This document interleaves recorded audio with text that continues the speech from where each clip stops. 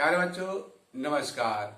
आज के पाठ्यक्रम में चलते हैं मियां नसरुद्दीन और मियां नसरुद्दीन के पाठ में चलते हैं। पृष्ठ क्रमांक 25 का पाठ मिलान कर लेंगे। यह बात मेरी समझ के तो बाहर है। इस बार शाही नान मियां कलहन के पोते। कौन? शाही नान मियां कलहन के पोते अपने बचे खुचे दांतों से खिलखिलाकर हंस दिए। मतलब मेरा क्या साफ न था। लो साहिबो, अभी साफ हुआ जाता है। यानी स्पष्ट रूप से समझा देता हूं। जरा सी देर को मान लीजिए, उदाहरण के लिए मान लीजिए हम बर्तन धोना नहीं सीखते।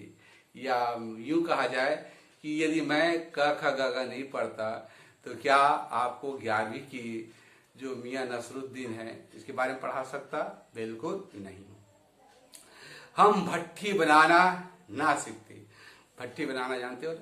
भट्ठी जो आप लोग होटल वगैरह में देखोगे, ढाबा वाबा क्या बोलते हैं ना, वहां देखेंगे भट्ठी में। और तंदूरी रोटी, ये नान भाई भी है, तंदूरी, रुमाली, नाना प्रकार के 56 प्रकार की रोटियों को बनाता था। इस कारण इसको नान भाई मसीहा कहा गया है ना। तो हम बर्तन ना धोना सीखते, हम भट्टी ना बनाना सीखते, भट्टी को आंच देना ना सीखते, तो क्या हम सीधे सीधे नान भाई का हुनर सीख जाते क्या? बिल्कुल नहीं।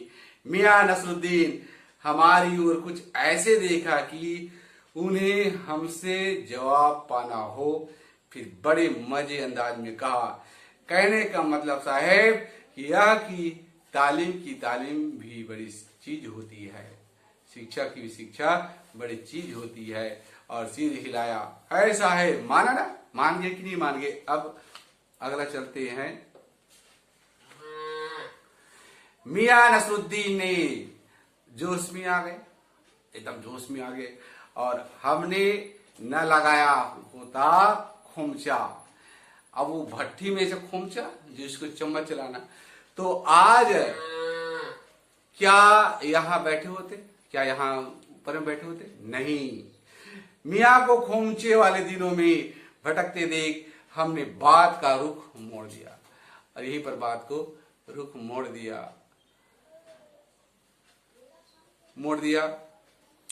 अपने खानदानी नान भाई होने का जिक्र किया। हमारे खानदानी नान भाई पूरा पूर्वज चले आ रहे हैं का जिक्र किया। क्या यहाँ और भी नान भाई है? और कोई नान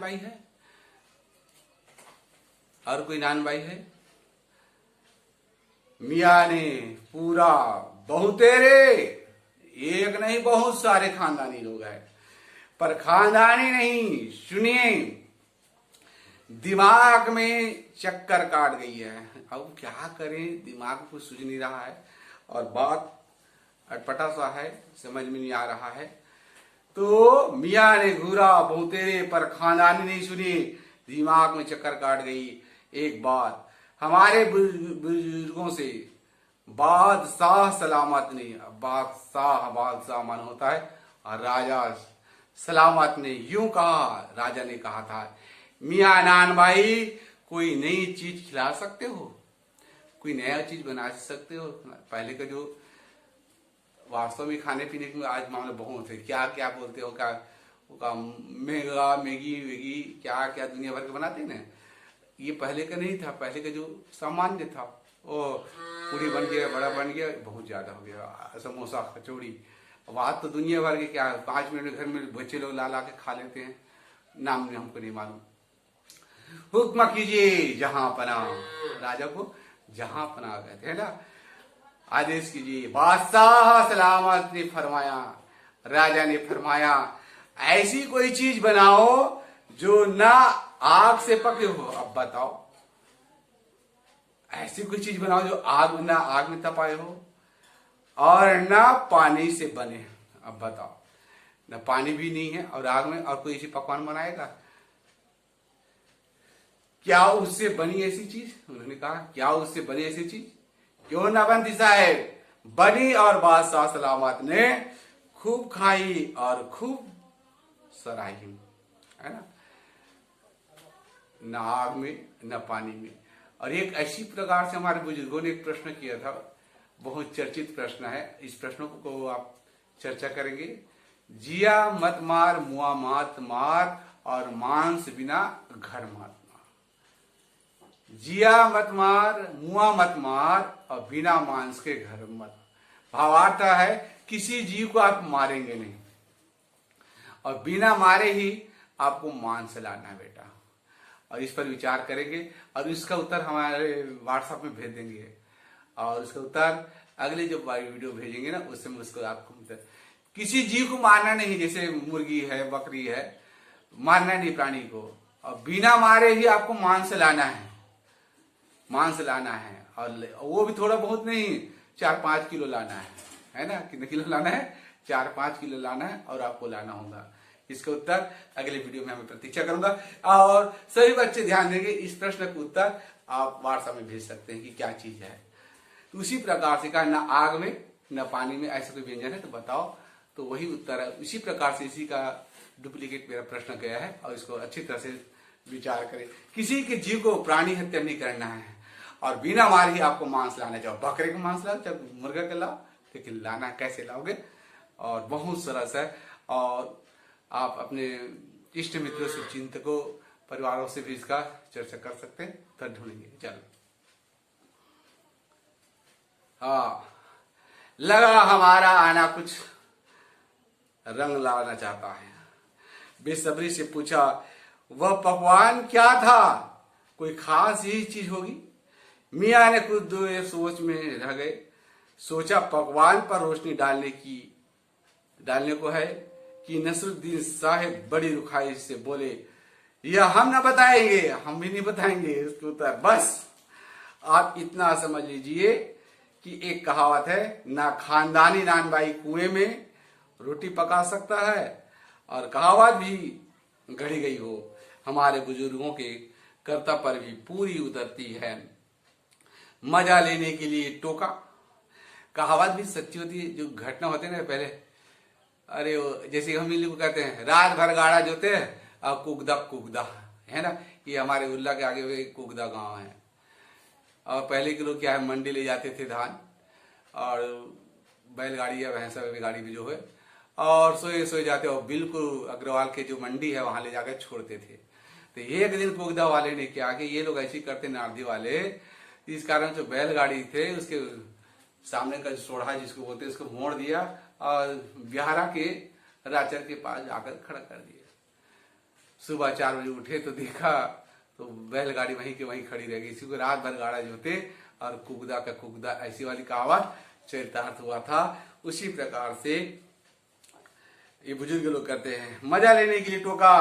कहावत यह भी सच्ची है कि मियाँ ने तरेरा में गुस्सा होकर, क्या झूठी है, मैं जो बोला हूं क्या झूठी है, मैं भी कहता हूं क्या झूठी नहीं, बिल्कुल सत्य घटना है ना। आप ही बताइए, रोटी पकाने में झूठ का क्या काम, रोटी बनाने में झूठ के क्या काम है। झूठ से रोटी पकेगी? नहीं पकेगी। क्या पकती देखी है? कभी भी नहीं। रोटी जनाब पकती है आंच से, समझे और समझ भी गया होगा। और सिर हिलाना पड़ा, ठीक फरमाते, आप सही कह रहे हैं। इस बीच मियाँ ने किसी को और पुकार लिया। अब इसी बीच में दूसरे को बुलाते हैं, ओ मियाँ रहमत, इस वक्त तक किधर को? अरे इधर से कहा? अरे वाह, सकल पदार्थ ना आई रुमाल लेने के लिए। और वो लड़की नहीं आई रुमाली लेने के लिए। रुमाली रोटी है, रोटी के नाम है। शाम को मंगवा लीजिए, शाम को मंगा देना, ले जाना। मियाँ एक बात और आपको बताने की जहमत उठानी पड़ेगी, तकलीफ उठानी पड़ेगी। मियाँ ने एक और बीड़ी सुलगा ली। अब फिर बीड़ी लगा ली। देखो, हमारी बातों पर ध्यान नहीं देते हैं, इधर उधर देखोगे समझ में आ जाएगा कि आपको पढ़ाई में ध्यान नहीं है। ठीक उसी प्रकार से ये क्या कहते हैं, अनुभव होता है। और उसके बाद से छुटकारा पाने के लिए ये जो नान भाई इधर उधर की बाल गोल मटोल कर रहा है, अब बीड़ी सुलगा ली, किसी दूसरे को चिल्ला रहा है ना। आप भी इसको जान लेना बेटा, यदि आपकी बात को ध्यान से नहीं सुन रहे हैं या रुचि नहीं ले रहे हैं और किसी ने इधर उधर की बात कही तो आपकी वाणी को वहीं पर विराम कर देना चाहिए, रोक देना चाहिए, क्योंकि कोई मतलब नहीं होगा। तो मियाँ ने एक और बीड़ी सुलगा ली थी। जो कुछ फुर्ती पा गए थे, पूछिए, अरे बात ही तो पूछिएगा, जान तो ना लोगे। अरे बात तो पूछना है ना, जान तो नहीं लोगे। उसमें भी अब क्या देर, उसमें देरी क्या है। 70 के हो चुके हैं, 70 के हो गए हैं बेटा। उम्र कितने हो गया, 70 वर्ष के हो चुके हैं। फिर जैसे अपने से ही कहते हो, वालिद मरहूम तो कूच किए। हमारे जो बुजुर्ग थे, वालिद थे, वो यहाँ से चले गए, कूच कर गए, यानी धरती लोग को छोड़ करके स्वर्ग को चले गए, स्वर्गवासी हो गए, मर गए हैं। 80 पर क्या मालूम हमें इतनी मोहब्बत मिले या नहीं मिले, और 80 के दशक में, 80 साल की उम्र में इतनी प्यार मिले अथवा न मिले, हम कह नहीं सकते। इस मजमून पर हमसे कुछ कहते न बनाया हो। अभी यही जानना था कि आपके बुजुर्गों ने शाही बावर्ची खाने में तो काम किया होगा। जब राजा महाराजा तो वहां शाही खाना बनाने का काम किया होगा। मियाँ ने बेरुखी से टोका, वह बात तो पहले हो चुकी है।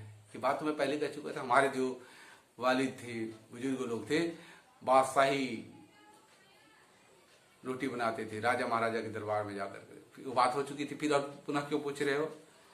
इस कारण से गुस्सा हो गया। अजी साहिब, क्यों बाल की खाल निकालते हो। अरे क्यों बाल की खाल निकालने पर तुझे हो, अब बताओ। उसी बात को दोहराते हो। कह दिया ना कि बादशाह के यहाँ काम करते थे, सो क्या काफी नहीं है। हम खिसियाए नहीं, हंसी हंसे, थोड़ा सा हंसी किए तो वो है तो काफी, पर जरा नाम लेते तो उसे वक्त से मिल लेते समय से होता तो मिल लेते। आज के पाठ्यक्रम को यहीं पर विराम दिया जाता है। और जितने भी पाठ पढ़ाया गया है, आपको प्रश्न उत्तर तैयार करना है पाठ्य पुस्तक के साथ साथ और अभ्यास पुस्तिका। हम बीच बीच में कई प्रश्नों को उत्तर दिए हैं, इसके बावजूद भी आपको प्रश्न उत्तर की जरूरत होगी, मैसेज कर देना, उसके बाद पुनः समझाएंगे। इस तरह से आज के पाठ्यक्रम को यहीं पर विराम दिया जाता है। जय हिंद।